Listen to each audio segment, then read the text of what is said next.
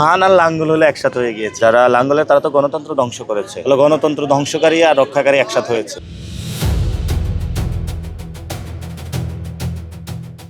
বাংলাদেশের সমসাময়িক রাজনীতিতে অন্যতম আলোচিত নাম হয়ে উঠেছেন তরুণ রাজনীতিক নাসিরউদ্দিন পাটোয়ারী।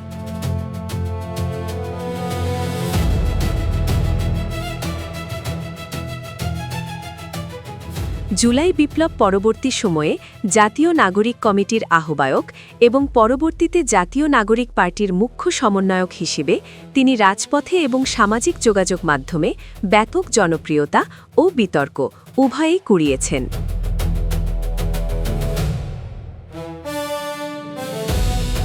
নির্বাচনী লড়াই ও টম অ্যান্ড জেরি দ্বৈরথ। ২০২৬ সালের সাধারণ নির্বাচনে ঢাকা ৮ আসন থেকে প্রতিদ্বন্দ্বিতা করে দেশ জুড়ে আলোচনার কেন্দ্রে আসেন নাসির। হেভিওয়েট প্রার্থী মির্জা আব্বাসের বিরুদ্ধে তার নির্বাচনী প্রচারণায় ছিল ভিন্নধর্মী রসবোধ ও তীক্ষ্ণ রাজনৈতিক আক্রমণ।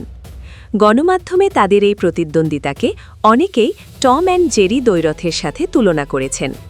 যদিও শেষ পর্যন্ত ৫,০০০-এরও বেশি ভোটের ব্যবধানে তিনি পরাজিত হন, তবে তরুণ ভোটারদের মধ্যে তার প্রভাব ছিল চোখে পড়ার মতো।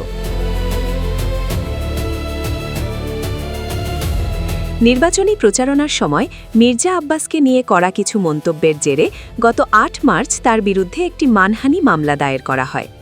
এই মামলায় আদালত তাকে তলব করলে তিনি আইনি লড়াই চালিয়ে যাওয়ার ঘোষণা দেন। নাসিরউদ্দিন বলেন, তরুণদের কণ্ঠস্বরকে আইনি মারপ্যাচে দমিয়ে রাখা যাবে না। নাসিরউদ্দিন পাটোয়ারী বরাবরই ব্যালট বিপ্লবের কথা বলে আসছেন। তার প্রধান রাজনৈতিক অবস্থানগুলো হল আওয়ামী লীগ নিষিদ্ধকরণ, নির্বাচন কমিশন থেকে আওয়ামী লীগের নিবন্ধন বাতিল ও দলটিকে নিষিদ্ধ করার দাবিতে তিনি শুরু থেকেই সোচ্চার। তিনি মনে করেন, আগামীর পার্লামেন্ট হবে তরুণদের এবং কোনো গোষ্ঠী এতে বাধা দিলে ছাত্র জনতা তা রক্ত দিয়ে হলেও রুখে দেবে।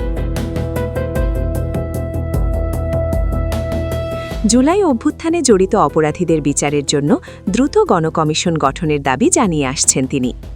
১ নভেম্বর ১৯৯৫ সালে চাঁদপুর জেলায় জন্মগ্রহণ করা নাসির ঢাকা বিশ্ববিদ্যালয়ের মার্কেটিং বিভাগ থেকে উচ্চশিক্ষা গ্রহণ করেন। ছাত্রজীবনে ছাত্র ফেডারেশনের সাথে যুক্ত থাকলেও পরবর্তীতে তিনি এবি পার্টি এবং সর্বশেষ জাতীয় নাগরিক কমিটির নেতৃত্বে আসেন।